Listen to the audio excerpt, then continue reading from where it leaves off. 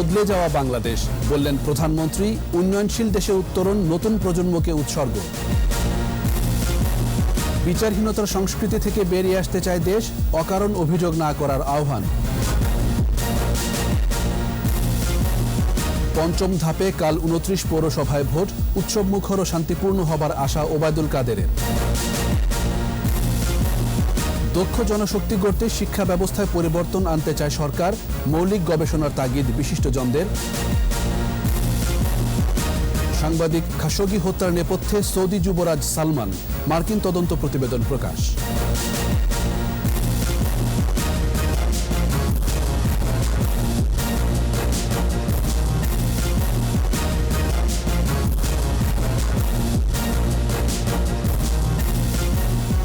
শুনছিলেন first security ইসলামী bank limited সংবাদ শিরোনাম।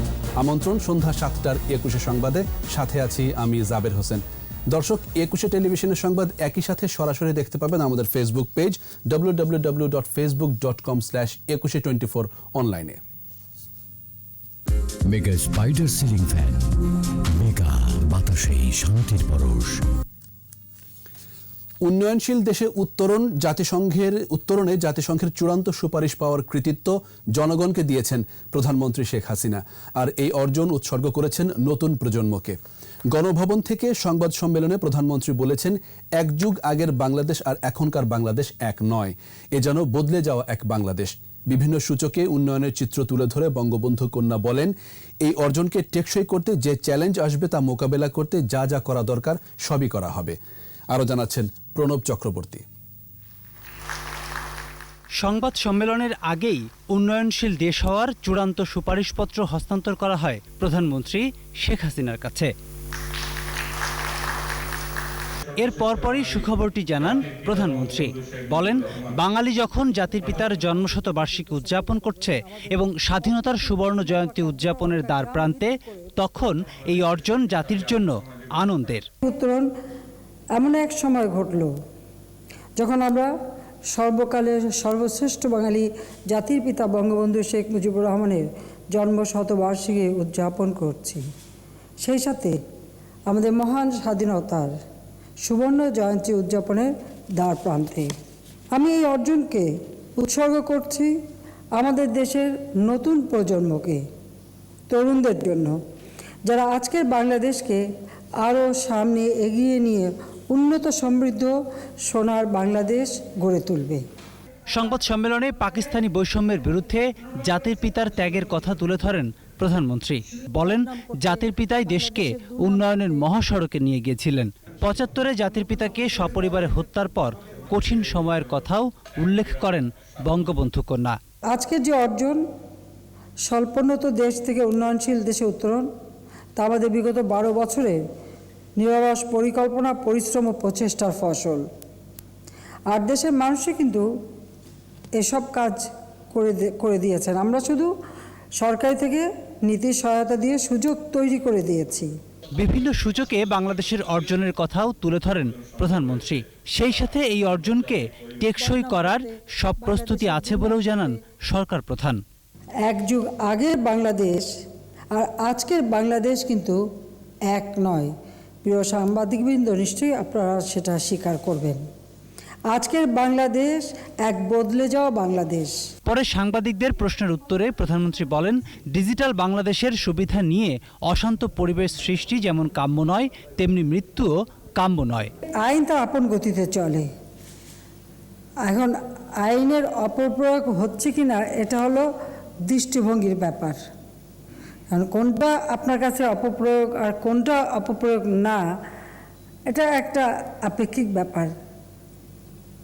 কিন্তু আমি তো মনে করি যে আইন তার নিজ গতিতেই চলছে এবং চলবে। আপনি সুযোগটা নেবেন, কিন্তু সেই সুযোগটা যেন মানুষের জন্য ক্ষতিকারক না হয় সেটা অবশ্যই দেখতে হবে। আল জাজিরার প্রতিবেদন নিয়ে এক প্রশ্নের উত্তরে তিনি বলেন, একটা চ্যানেল কি বলছে না বলছে তা দেশের মানুষই বিচার করবে।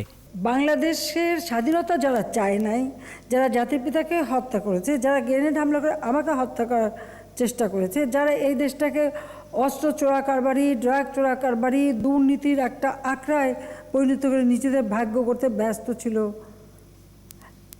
তারা বাংলাদেশের উন্নতিটা মানবে কিভাবে বলেন? তারা তো এটা মানতে পারে না। কারণ কোন চ্যানেল কি বললো না বললো ওটা শুনে তো আমার রাজনীতি না। আর দেশের মানুষের জন্য কতটুকু করতে পারলাম সেটাই আমার রাজনীতি। আরও 3 কোটি টিকা কেনার নির্দেশ দেয়া হয়েছে বলেও জানান প্রধানমন্ত্রী। আর টিকা বাঁচলে নিজেরটা নেয়ার কথাও জানান বঙ্গবন্ধু কন্যা। আমি টিকা অবশ্যই নেব, তবে আগে আমার দেশের মানুষের কত % মানুষটাকে নিতে পারলো দিতে পারলাম সেটা আমি আগে দেখতে চাই। কারণ আমার একটা টিকার জন্য যদি আরেকটা মানুষের জীবন বাঁচে সেটাই তো সবচেয়ে বড় কথা, তাই না? প্রণব চক্রবর্তী, 21 টেলিভিশন, ঢাকা। মহামারী করোনার মধ্যেও প্রবাসী রেমিটেন্সের ক্ষেত্রে বিশ্বের সফলতার দৃষ্টান্ত এখন বাংলাদেশ। ব্রিটিশ সাময়িকী দ্য ইকোনমিস্টের ইন্টেলিজেন্স ইউনিট ও বিশ্বব্যাংকের তথ্য মতে 2020 সালে উন্নয়নশীল 10টি দেশের মধ্যে রেমিটেন্স বৃদ্ধির তালিকায় 3য় স্থানে বাংলাদেশ। শুধু তাই নয়, চলতি মাসে অতীতের সব রেকর্ড ভেঙেছে বৈদেশিক মুদ্রার রিজার্ভও। অর্থনৈতিক ক্ষেত্রে এসব অগ্রগতি বাংলাদেশকে উন্নয়নশীল দেশে উত্তরণের পথে এগিয়ে নিয়েছে। রিপোর্ট দুলি মল্লিকের। মহামারী করোনার ভয়ঙ্কর ছোবল পাল্টে দেয় পুরো বিশ্বের চিরচেনা রূপ। অর্থনীতি সহ উন্নয়নের প্রায় সব ক্ষেত্রেই স্পষ্ট হতে থাকে মহামারীর প্রভাব। বিশ্বের অধিকাংশ দেশকেই নেতিবাচক প্রভাব কাটিয়ে উঠতে রীতিমতো যুদ্ধ করতে হচ্ছে। তবে এশিয়ার দেশ বাংলাদেশের চিত্রটা একটু ভিন্ন। ব্রিটিশ সাময়িকী দ্য ইকোনমিস্ট ইন্টেলিজেন্স ইউনিটে উঠে আসে তারই কিছু ছবি। 2020 সালে মহামারীর কারণে বিশ্বের অধিকাংশ দেশেই যখন রেমিটেন্স কমেছে, প্রবাসী বাংলাদেশি শ্রমিকরা তখন বিশ্বকে চমকে দেয়। রেকর্ড ভেঙে দেওয়া $1900 কোটি অর্থ প্রেরণ করে তারা। 2019 সালের তুলনায় 8% বাড়ে রেমিটেন্স। উন্নয়নশীল 10টি দেশের মধ্যে শীর্ষ 3-এ পৌঁছায় Bangladesh. The economist intelligence unit বলছে, সংকটকালীন সময়ে দেশের প্রিয়জনকে সহায়তাকে গুরুত্ব দিয়েছে প্রবাসী শ্রমিকরা। এছাড়া বৈধ পথে অর্থ প্রেরণ বৃদ্ধি, নতুন ট্যাক্স কাঠামো ও সরকারি প্রণোদনা বড় ভূমিকা রেখেছে রেমিটেন্স বৃদ্ধিতে। আর প্রবাসীদের পাঠানো রেমিটেন্সের প্রভাবে ফুলে ফেঁপে উঠেছে বৈদেশিক মুদ্রার রিজার্ভও। চলতি মাসে প্রথমবারের মতো $4400 কোটি ছাড়িয়েছে রিজার্ভ, যা এখন মাইল ফলক। স্বল্পোন্নত দেশ থেকে আজ বাংলাদেশের উন্নয়নশীল দেশে উত্তরণের এই অগ্রযাত্রায় তাই গেঁথে আছে প্রবাসী শ্রমিকদের অক্লান্ত শ্রম। দুলি মল্লিক, 21 টেলিভিশন। বিচারহীনতার সংস্কৃতি থেকে দেশ বের হয়ে আসতে চায় বলে মন্তব্য করেছেন মৎস্য ও প্রাণী সম্পদ মন্ত্রী শম Rezaul Karim. Centre for governance স্টাডিজের online আলোচনায় তিনি অকারণ অভিযোগ থেকে বিরত থাকতে সংশ্লিষ্ট সবার প্রতি আহ্বানও জানান। আর এই আলোচনায় ডিজিটাল সিকিউরিটি অ্যাক্টকে আইনের শাসন প্রতিষ্ঠার পথে বড় বাধা বলে দাবি করেন বক্তারা। রিপোর্টে আরও জানাচ্ছেন মুহাম্মদ নুরুন নবী। আইসিটি অ্যাক্টের কিছু ধারা সম্পর্কে আপত্তি ছিল অংশীজনদের। সেই ধারাগুলো সন্নিবেশিত হয়েছিল ডিজিটাল সিকিউরিটি অ্যাক্টে। সে সময় অংশীজনদের সাথে আলোচনা করে সংশোধন করার প্রতিশ্রুতিও ছিল। এরপর কেটে গেছে 2.5 বছর, আইনটির সেই ধারাগুলো আর সংশোধন হয়নি। সেন্টার ফর গভর্নেন্স স্টাডিজ এর অনলাইন আলোচনায় উঠে আসছে আইনটির বিশ্লেষণ। আইনটি জামিন অযোগ্য এবং পুলিশের হাতে প্রয়োগের সীমাহীন সুযোগ এ নিয়ে বিতর্ক বাড়িয়েছে বহুগুণ, জানান বক্তারা। এই আইনের ফাঁকফোকর ও অপপ্রয়োগের সুযোগ থাকায় বলি হলেন মোস্তাক আহমেদ, এমন মত বিশিষ্টজনদের। সাংবাদিকতার জন্য, বাংলাদেশের মুক্ত চর্চার জন্য, বাংলাদেশে কথা বলার জন্য, ভিন্ন মত প্রকাশের জন্য একটু বড় বাধা। একটা হচ্ছে রাষ্ট্রের যে শাসন ব্যবস্থা, তার একটা বড় বাধা, তার সঙ্গে এটা হচ্ছে একেবারে তার একটা এক্সপ্লিসিট এক্সপ্রেশন। জামিন অযোগ্য আইনটির অপপ্রয়োগে বিশ্ব দরবারে গণতান্ত্রিক বাংলাদেশের ভাবমূর্তিকে ক্ষুণ্ণ করছে, যা সৃষ্টি করছে বিচারহীনতার এক সংস্কৃতি, উল্লেখ করেন আলোচকরা। পুলিশকে এমন ক্ষমতা দিয়েছেন যে কোনো ওয়ারেন্ট ছাড়া সে আপনার ঘরের মধ্যে ঢুকতে পারবে, সে আপনাকে ধরে নিয়ে আসতে পারবে, সে আপনার ল্যাপটপ নিয়ে আসতে পারবে, সে আপনার কম্পিউটার নিয়ে আসতে পারবে, সে আপনার টেলিফোন নিয়ে আসতে পারবে। এটার কোনো বিচার নেই। অপপ্রয়োগ বন্ধ করা বা জামিনের ব্যবস্থা করে এটার কোনো সুরাহা হবে না। এই ধরনের আইন আমার মূল কথা হলো, দুনিয়াতে বাক স্বাধীনতা খর্বকারী এইরকম আইন আমি যতদূর খুঁজে দেখেছি দুনিয়াতে কোথাও পাই নাই। সরকারের এই মন্ত্রী বললেন, কোনো আইন কখনোই স্বয়ংসম্পূর্ণ আইন নয়। পর্যালোচনা শেষে একে যুগোপযোগী করা যেতেই পারে।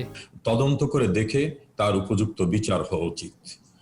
কারণ আমরা বিচারহীনতার সংস্কৃতি থেকে বেরিয়ে আসতে চাই, যে সংস্কৃতি আমাদের গোটা ব্যবস্থাকে, রাষ্ট্র ব্যবস্থাকে, সভ্যতাকে ধ্বংস করে ফেলেছিল। এখন এর অনেক ধারার অপব্যবহার হতে পারে, অনেক ধারা সংশোধিত হতে পারে, সেটা নিয়ে আমরা কথা বলতে পারি। আইনটিকে আন্তর্জাতিক মানবাধিকারের মানদণ্ডের সাথে সঙ্গতিপূর্ণ করা সম্ভব না হলে বাতিলের পরামর্শ দিয়েছেন সব আলোচক। এদিকে ডিজিটাল নিরাপত্তা আইন বাতিলের দাবিতে জাতীয় প্রেস ক্লাবের সামনে বিক্ষোভ করেছে কয়েকটি সংগঠন। মোহাম্মদ নুরুন নবী, 21 টেলিভিশন, ঢাকা। রোববার পঞ্চম ধাপে 29 পৌরসভায় ভোট।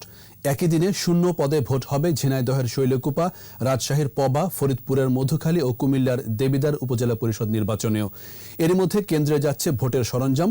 সকাল 8টায় শুরু হবে ভোট গ্রহণ, কোনো বিরতি ছাড়া চলবে বিকেল 4টা পর্যন্ত।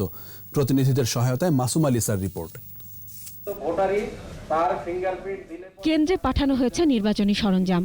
পঞ্চম ধাপে 31 পৌরসভায় ভোট হবার কথা থাকলেও জামালপুরের দেওয়ানগঞ্জ ও যশোর পৌরসভার নির্বাচন স্থগিত হয়েছে। চট্টগ্রামের রাউজান পৌরসভার সকল পদে ও চট্টগ্রামের মিরেশ্বরাই এবং মাদারীপুরের শিবচর পৌরসভায় মেয়র প্রার্থী বিনা প্রতিদ্বন্দ্বিতায় নির্বাচিত হয়েছেন। গাজীপুরের কালীগঞ্জ পৌরসভায় হবে ভোট। রিটার্নিং অফিসারের কার্যালয় থেকে কেন্দ্রে পাঠানো হচ্ছে নির্বাচনী সরঞ্জাম। সুষ্ঠুভাবে ভোট গ্রহণে নেওয়া হয়েছে পর্যাপ্ত নিরাপত্তা ব্যবস্থা। এই নির্বাচনকে অবাধ, সুষ্ঠু এবং নিরপেক্ষ এবং আইনানুগ করার জন্য প্রশাসনের পক্ষ থেকে নির্বাচন কমিশনের নির্দেশনার আলোকে যা যা ব্যবস্থা সেটা আমরা নিয়েছি। কিশোরগঞ্জের ভৈরব পৌরসভায় মেয়র পদে প্রতিদ্বন্দ্বিতা করছেন 5 জন। কেন্দ্রগুলোতে মোতায়েন থাকবে 6 প্লাটুন বিজিবি, 2 প্লাটুন র্যাব, 5 শতাধিক পুলিশ এবং 12 জন নির্বাহী ম্যাজিস্ট্রেট। মাদারীপুর ও শিবচর পৌরসভা নির্বাচনের সকল প্রস্তুতি সম্পন্ন করেছে নির্বাচন কমিশন। মাদারীপুর পৌরসভা 21টি কেন্দ্রে ভোট গ্রহণ করা হবে। শিবচর পৌরসভায় কোনো প্রতিদ্বন্দ্বী প্রার্থী না থাকায় বিনা প্রতিদ্বন্দ্বিতায় আওয়ামী লীগের প্রার্থী আওলাদ হোসেন খান মেয়র নির্বাচিত হয়েছেন। হবিগঞ্জে কেন্দ্রে কেন্দ্রে ইভিএম ভোটিং মেশিন পাঠানো হয়েছে। ভোলা সদর ও চরফ্যাশন পৌরসভায় শান্তিপূর্ণ ভোট গ্রহণের সকল প্রস্তুতি নেওয়া হয়েছে। এই 2 পৌরসভায় 29টির মধ্যে 23টি ভোট কেন্দ্র ঝুঁকিপূর্ণ ঘোষণা করা হয়েছে। এবারের নির্বাচনে মেয়র পদে 96, সাধারণ ওয়ার্ড কাউন্সিলর পদে 1278 আর সংরক্ষিত কাউন্সিলর পদে 384 জন প্রতিদ্বন্দ্বিতা করছেন। মোট 625টি কেন্দ্রে ভোট দেবেন 13,84,165 জন। মাসুম আলিসা, 21 টেলিভিশন। এদিকে পঞ্চম ধাপের পৌরসভা নির্বাচন উৎসবমুখর ও শান্তিপূর্ণ হবে বলে আশাবাদ জানিয়েছেন আওয়ামী লীগের সাধারণ সম্পাদক ওবায়দুল কাদের। সিরাজগঞ্জের উল্লাপাড়া উপজেলা আওয়ামী লীগের সম্মেলনে ভার্চুয়ালি যুক্ত হয়ে তিনি একথা বলেন। পৌরসভা নির্বাচন উৎসবমুখর পরিবেশে অনুষ্ঠিত হবে। 4টি ধাপে কিছু কিছু বিচ্ছিন্ন ঘটনা ছাড়া নির্বাচন মোটামুটি সুষ্ঠু অবাধ হয়েছে। অন্যান্য পর্যায়ের মতো পঞ্চম ধাপেও সরকার কোনো প্রকার হস্তক্ষেপ করবে না। একটি শান্তিপূর্ণ, অংশগ্রহণমূলক এবং সহিংসতামুক্ত নির্বাচন অনুষ্ঠানে আমরা আশা করছি। নির্বাচনী পরিবেশ নষ্ট করার পেছনে প্রার্থীরাই দায়ী বলে মন্তব্য করেছেন নির্বাচন কমিশনার অবসরপ্রাপ্ত ব্রিগেডিয়ার জেনারেল শাহাদাত হোসেন চৌধুরী। সকালে চট্টগ্রাম সার্কিট হাউসে পৌরসভা ও সিটি কর্পোরেশনের একটি ওয়ার্ডের নির্বাচন সামনে রেখে প্রশাসন ও আইনশৃঙ্খলা বাহিনীর সঙ্গে মতবিনিময় সভায় যোগ দেন তিনি। এ সময় বলেন, নির্বাচনী পরিবেশ নষ্ট করে অতি উৎসাহী প্রতিদ্বন্দ্বী প্রার্থী এবং কিছু সংখ্যক রাজনৈতিক কর্মী। একজন ভোটার কাকে ভোট দেবেন সেটা ভোটারই ঠিক করবেন, আর সেটা যদি না হয় শেষ পর্যন্ত দুর্নামটা কমিশনের উপর আসে। শিক্ষানীতি ও শিক্ষা প্রতিষ্ঠানগুলো দক্ষ জনশক্তি গড়তে তেমন ভূমিকা রাখতে পারছে না বলে মন্তব্য করেছেন শিল্প উদ্যোক্তারা। এই অবস্থায় শিক্ষা ব্যবস্থা নিয়ে আরও ভাববার তাগিদ তাদের। এক সেমিনার থেকে বেসরকারি শিক্ষা প্রতিষ্ঠানগুলোর ট্যাক্স মওকুফ সহ মৌলিক গবেষণারও তাগিদ আসে। আলোচনায় অংশ নিয়ে শিক্ষামন্ত্রী ডাক্তার দীপু মনি জানান, দক্ষ জনশক্তি গড়তে শিক্ষা ব্যবস্থায় পরিবর্তন আনার পরিকল্পনা আছে। তৌহিদুর রহমানের report. Dhaka chamber of commerce and industries আয়োজিত এই সেমিনারে অংশ নেন শিল্প উদ্যোক্তারা। দেশে শিক্ষিত জনগোষ্ঠী তৈরি হলেও দক্ষতার দিক থেকে ঘাটতির কথা তুলে ধরেন উদ্যোক্তারা। তারা বলেন, দক্ষ জনশক্তির অভাবে বিপুল সংখ্যক বিদেশি জনশক্তি নিয়োগ করতে হচ্ছে। এ কারণে বিপুল অর্থ চলে যাচ্ছে বিদেশে। দক্ষ জনবল গড়ে তুলতে গবেষণা ও শিক্ষা খাতের অগ্রগতি প্রয়োজন বলে মনে করেন উদ্যোক্তারা। Global Knowledge Index 2020, which is published by the UNDP, Bangladesh currently ranks 112 out of 138 countries.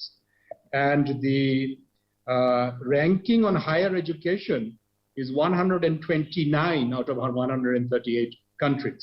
We have to go into specialization. We need special skilled people. In the basic research, we should not expect any support from the industry. শিক্ষা খাতের উন্নয়নে বেসরকারি উদ্যোক্তাদের এগিয়ে আসার আহ্বান জানান ইউজিসির chairman. If you provide some incentives to the department, and we from the UGC, we can assist by perhaps opening up 1 or 2 positions. দক্ষ জনশক্তি তৈরিতে সবাইকে এগিয়ে আসার আহ্বান জানান শিক্ষামন্ত্রী ডাক্তার দীপুমণি। আমাদের কারিকুলাম চেঞ্জ করছি, আমরা আমাদের টিচার্স ট্রেনিং সেটাকে এনহান্স করছি, সেটারও রকম বদলাচ্ছি। চাকরিদাতা ও চাকরি গ্রহীতার মধ্যে দূরত্ব কমানোরও তাগিদ দেন শিক্ষামন্ত্রী। যারা চাকরিদাতা তারা বলেন আমি ঠিক লোক পাচ্ছি না, আর যারা চাকরি চান তারা বলেন যে আমি ঠিক মতো চাকরি পাচ্ছি না। তৌহিদুর রহমান, 21 টেলিভিশন, ঢাকা। সাংবাদিক খাশোগি হত্যা প্রসঙ্গ। সৌদি আরবের ক্রাউন প্রিন্স মোহাম্মদ বিন সালমান নির্বাসিত সাংবাদিক জামাল খাশোগিকে হত্যার অনুমোদন দিয়েছিলেন। জো বাইডেন প্রশাসন প্রকাশিত প্রতিবেদনে বলা হয়েছে, যুক্তরাষ্ট্রে আশ্রয় নেওয়া খাশোগিকে আটক বা হত্যার পরিকল্পনায় অনুমোদন করেছিলেন প্রিন্স। 2 বছর আগে দুনিয়া জুড়ে আলোচিত এই হত্যাকাণ্ডে সৌদি ক্রাউন প্রিন্সের সংশ্লিষ্টতার কথা এবারই প্রথম প্রকাশ করল যুক্তরাষ্ট্র। 2018 সালে ইস্তানবুলে সৌদি কনসুলেটে গিয়ে নিহত হন জামাল খাশোগি। সৌদি শাসক গোষ্ঠীর সমালোচক হিসেবে পরিচিত ছিলেন তিনি। যুক্তরাষ্ট্রের ন্যাশনাল ইন্টেলিজেন্সের পরিচালকের দপ্তরের প্রতিবেদনে বলা হয়, সৌদি আরবের ক্রাউন প্রিন্স মোহাম্মদ বিন সালমান সাংবাদিক জামাল খাশোগিকে হত্যা বা আটক করতে তুরস্কের ইস্তানবুলে অভিযানের অনুমোদন দিয়েছিলেন। 2018 সালে বিবিসির প্রতিবেদনে বলা হয়, সৌদি ক্রাউন প্রিন্সই এই হত্যাকাণ্ডের নির্দেশদাতা বলে সিআইএ সন্দেহ করেছিল। তবে এর আগে কখনো বিষয়টি প্রকাশ করেনি যুক্তরাষ্ট্র।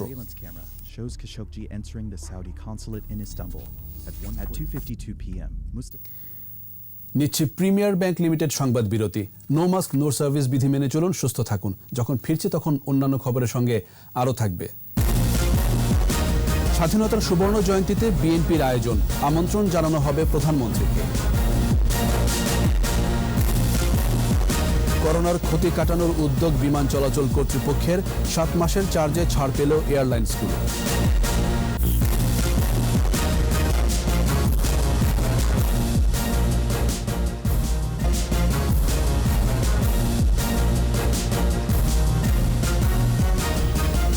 আবারও আমন্ত্রণ সন্ধ্যা 7:21 সংবাদে। গাজীপুরের কাশিমপুর কারাগারে লেখক মুশতাক আহমেদের মৃত্যুর ঘটনায় 2 সদস্যের তদন্ত কমিটি গঠন করেছে জেলা প্রশাসন। নির্বাহী ম্যাজিস্ট্রেট ওয়াসিউজ্জামান চৌধুরী ও উম্মে হাবিবা ফারজানা ঘটনার তদন্ত করবেন। জেলা প্রশাসক SM তরিকুল ইসলাম জানিয়েছেন, কমিটি আগামী 3 কার্যদিবসের মধ্যে প্রতিবেদন জমা দেবে।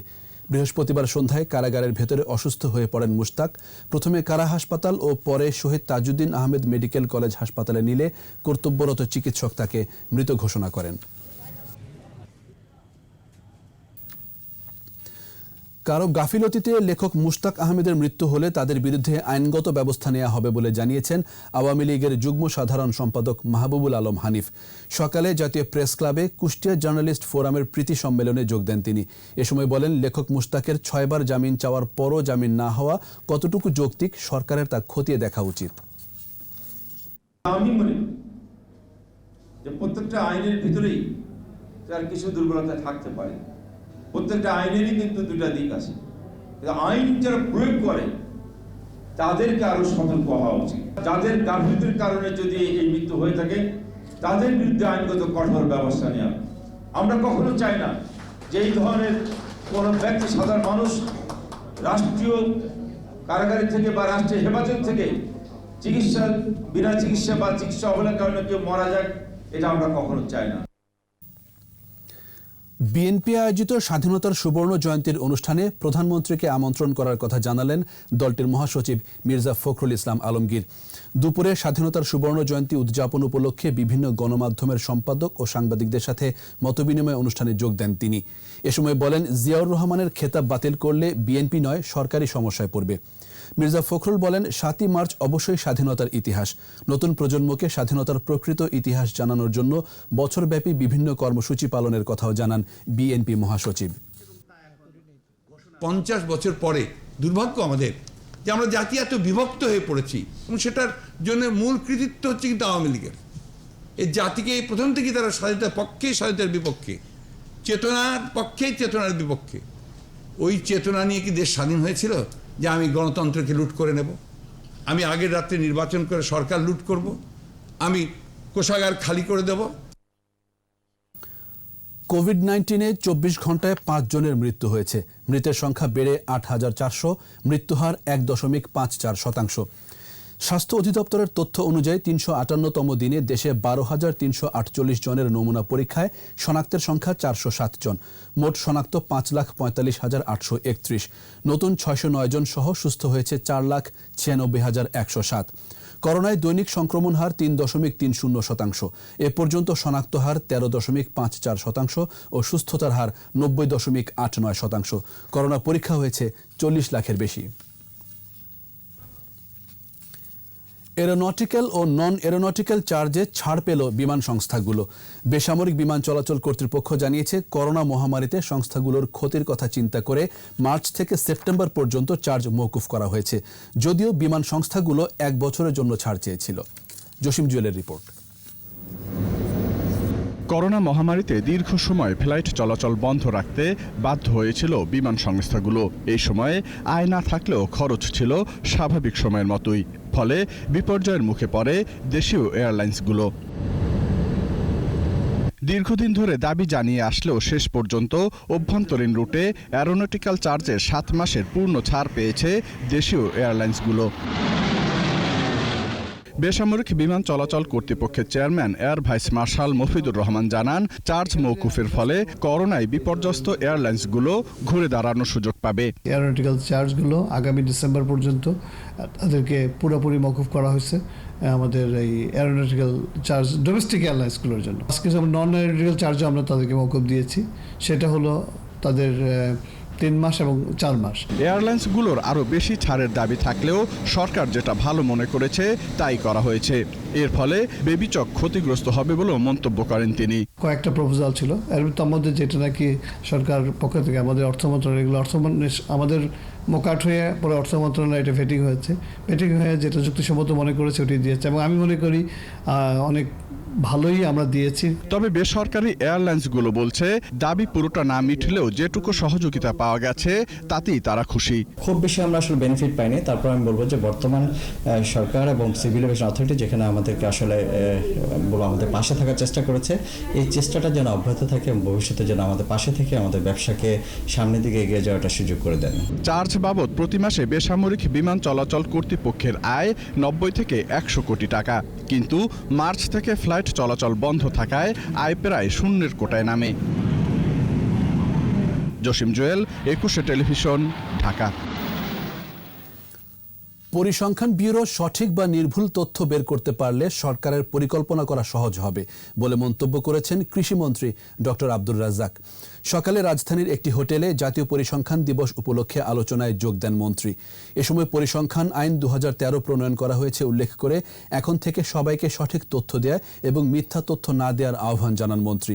এবছর পরিসংখ্যান দিবসের প্রতিপাদ্য নির্ভরযোগ্য পরিসংখ্যান, টেকসই উন্নয়নের উপাদান।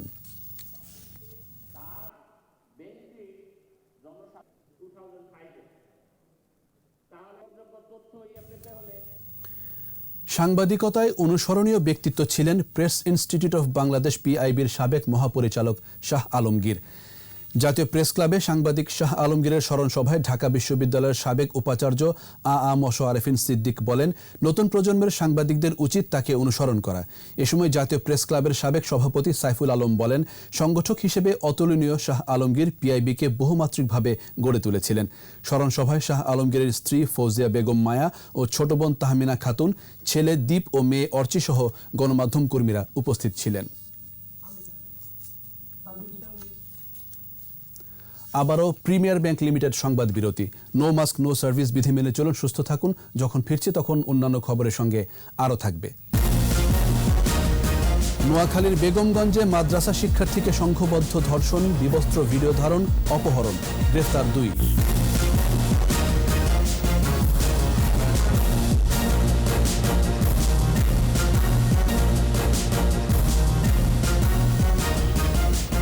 দেখছেন সন্ধ্যা 7টার 21 সংবাদ। 20 বছর পর ফের চালু হলো আরিচা কাজিরহাট নৌ রুটে ফেরি চলাচল। এখন থেকে এই ঘাট থেকে চলাচল করবে 2টি ফেরি। নৌপ্রতিমন্ত্রী খালিদ মাহমুদ চৌধুরী আরিচা ঘাট থেকে ফেরি চলাচল উদ্বোধন করেন। পরে বেগম রোকেয়া নামের ফেরিতে নৌপ্রতিমন্ত্রী ও সংশ্লিষ্টরা কাজিরহাট পরিদর্শনে যান। আর মতিউর রহমান নামের ফেরি 15টি ট্রাক নিয়ে আরিচা থেকে ছেড়ে যায়। এদিকে দুপুরে কাজিরহাটে সমাবেশে যোগ দেন নৌপ্রতিমন্ত্রী খালিদ মাহমুদ চৌধুরী। বলেন, নাব্যতা ফিরিয়ে 10,000 কিলোমিটার নৌপথ তৈরি করতে সরকার 80টি ড্রেজার ক্রয় সহ নানা পদক্ষেপ নিয়েছে।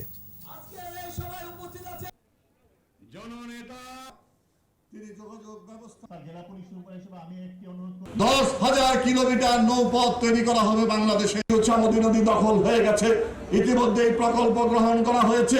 জেলা প্রশাসন জানে এটা। আমরা অনতি বিলম্বে সেই চামুন্ডি নদীকে দখলদারদের হাত থেকে আমরা উদ্ধার করব। নোয়াখালীর বেগমগঞ্জে মাদ্রাসা ছাত্রীর বিবস্ত্রের ভিডিও ভাইরাল করা হয়েছে সামাজিক যোগাযোগ মাধ্যমে। অভিযুক্তদের বিরুদ্ধে ওই ছাত্রীকে একাধিকবার অপহরণ করে ধর্ষণের অভিযোগ রয়েছে। সর্বশেষ 2 মাস আগে তাকে অপহরণ করা হয়। এই ঘটনায় মামলার পর গ্রেফতার করা হয়েছে 2 জনকে। নোয়াখালী প্রতিনিধির রিপোর্ট, জানাচ্ছেন মাসুম আলিসা। 2020 সালের 24 ডিসেম্বর চেতনানাশক ওষুধ শুকিয়ে মাকে অচেতন করে মাদ্রাসা ছাত্রীকে তুলে নিয়ে যাওয়ার অভিযোগ ওঠে বেগমগঞ্জের হীরাপুর গ্রামের সন্ত্রাসী ইমন ও রাসেলের বিরুদ্ধে। এখনো মেয়ের সন্ধান পায়নি মা।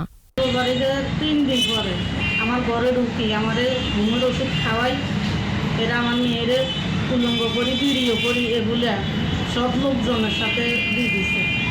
2018 থেকে ইমন রাসেলদের উত্ত্যক্তের শিকার ও শিক্ষার্থী।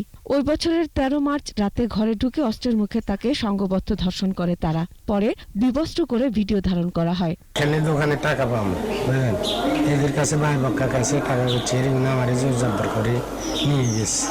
নিয়ে যাওয়ার পরে দিন আমারে কার ঘরে বলে দিয়ে এখানে পুলিশ তো উলঙ্গভাবে ছবি টবি উঠাই গনে ফেসবুকে ছাড়িয়ে দিছে। স্থানীয় জনপ্রতিনিধি বলছেন, ইমন রাসেলদের অত্যাচারে শুধু এ পরিবারটি নয়, স্থানীয়রা ভুক্তভোগী। এদের প্রত্যেকের নামে রয়েছে মামলা। এই ছেলেগুলোর বিচার চাই। এটা খারাপ ছেলে। আমি আমার মেম্বার সহ মহিলার সঙ্গে থানা হয়েছি, বুঝছেন না? এখন এটা তো আমাদের সালিশ করার এখতিয়ার নাই। এটা হলো আইন শৃঙ্খলা বাহিনীকে আমরা অভিযোগ করব। আইন শৃঙ্খলা বাহিনী এটা মামলা নেবে, কোর্ট বিষয়টা দেখবে। পুলিশ বলছে, বিষয়টি তাদের নজরে আসার সঙ্গে সঙ্গে ব্যবস্থা নেওয়া হয়েছে। মাদ্রাসা ছাত্রীকে উদ্ধারে কাজ করছে একাধিক টিম। টিমের মা ডিউটি অফিসার বাদী হয়ে থানায় 2টা পৃথক অভিযোগ দায়ের করে তৎপ্রেক্ষিতে নারী শিশু নির্যাতনের একটা পর্নোগ্রাফি অ্যাক্টে মামলা হয়। মামলা 4 জন এজার নামে আসামি। আমরা ইতিমধ্যে 2 জনকে আটক করেছি এবং অন্যান্য আসামিদের গ্রেফতার সহ ভিকটিম উদ্ধারের অভিযান চলছে। কয়েক মাস আগে একলাসপুরের ঘটনার রেশ কাটতে না কাটতে নতুন করে ঘটল আরেক নির্মমতা। মাসুম আলিসা, 21 টেলিভিশন। সড়ক দুর্ঘটনায় 5 জেলায় 7 জন নিহত হয়েছেন। ভোরে সাতক্ষীরায় মাটি বহনকারী ট্রাক্টরের ধাক্কায় 2 ইটভাটা শ্রমিক নিহত হন। তারা হলেন মনিরুল ও মোহাম্মদ আলী। সাইকেলে ভাটায় কাজ করতে যাওয়ার সময় মাটি বহনকারী ট্রাক্টর তাদের ধাক্কা দিলে ঘটনাস্থলেই মৃত্যু হয়।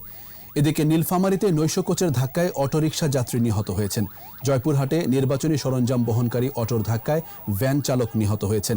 এছাড়া পৃথক সড়ক দুর্ঘটনায় নওগাঁর মান্দা ও কক্সবাজারের চকরিয়ায় 3 জন নিহত হন।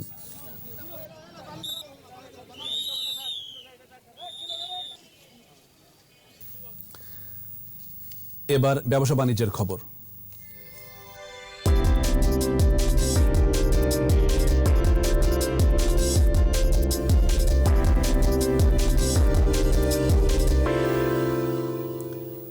ময়মনসিংহে অগ্রণী ব্যাংকের ব্যবস্থাপকদের বার্ষিক সম্মেলন অনুষ্ঠিত হয়েছে। সম্মেলনে ময়মনসিংহের শাখা মহাব্যবস্থাপক AKM শামীম রেজার সভাপতিত্বে বক্তব্য রাখেন অগ্রণী ব্যাংক লিমিটেডের পরিচালনা পরিষদের চেয়ারম্যান ডক্টর জায়েদ বখত। এ সময় ব্যবস্থাপনা পরিচালক মোহাম্মদ শামসুল ইসলাম, উপব্যবস্থাপনা পরিচালক ওয়ালিউল্লাহ, মহাব্যবস্থাপক আব্দুল্লাহ আল মামুন উপস্থিত ছিলেন। সম্মেলনে ময়মনসিংহ সার্কেলের বিভিন্ন জেলা শাখার 92 জন ব্যবস্থাপক উপস্থিত ছিলেন। পরে শ্রেষ্ঠ ব্যবস্থাপকদের সম্মাননা দেওয়া হয়।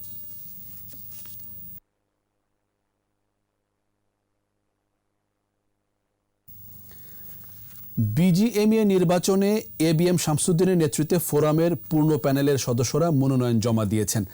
রাজধানীর উত্তরায় বিজিএমইএ কমপ্লেক্সে মনোনয়ন জমা দেওয়ার সময় সভাপতি ডক্টর রুবানা হক, ফোরামের প্রেসিডেন্ট আনোয়ারুল আলম চৌধুরী সহ ফোরাম সদস্যরা উপস্থিত ছিলেন। এ সময় পোশাক খাতের অগ্রযাত্রা অব্যাহত রাখতে ফোরাম মনোনীতদের বিজয়ী করার আহ্বান জানান রুবানা হক। আগামী 4 এপ্রিল বিজিএমইএর 2021 সালের কমিটি গঠনে নির্বাচন।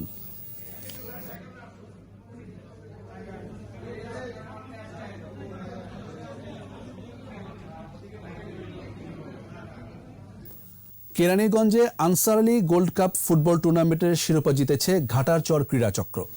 আটি 5 দোনা স্কুল মাঠে ফাইনালে 5 দোনা সমাজ কল্যাণ পরিষদকে 3-0 গোলে হারায় তারা। পরে পুরস্কার বিতরণী অনুষ্ঠানে প্রধান অতিথি ছিলেন সাবেক সাংসদ মোস্তফা মহসিন মন্টু। বিশেষ অতিথি ছিলেন কেরানীগঞ্জ মডেল থানা আওয়ামী লীগের আহ্বায়ক ইউসুফ চৌধুরী সেলিম, যুগ্ম আহ্বায়ক শফিউল আজম খান বারকু, আলতাফ হোসেন বিপ্লব এবং কেরানীগঞ্জ উপজেলা ভাইস চেয়ারম্যান শাহিদুল হক শাহিদ সহ আরও অনেকে। টুর্নামেন্টে অংশ নেয় 16টি দল।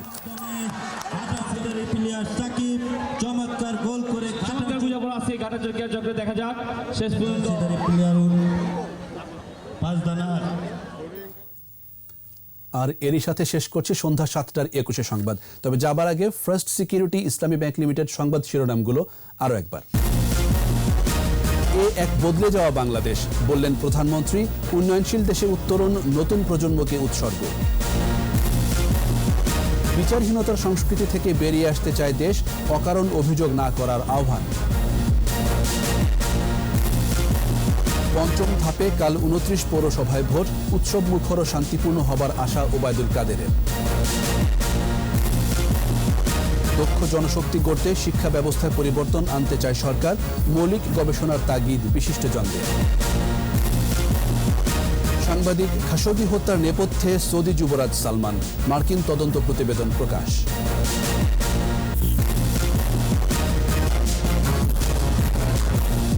একুশে টেলিভিশনের সর্বশেষ সংবাদ জানতে ডায়াল করুন 2021 নম্বরে আর ভিজিট করুন 21-tv.com এই ওয়েবসাইট। এছাড়া ফেসবুকে লগ ইন করতে পারেন facebook.com/2124 অনলাইনে। আমাদের পরবর্তী সংবাদ রাত 9টায় দেখার আমন্ত্রণ রইল। সবাই সুস্থ থাকুন, ভালো থাকুন।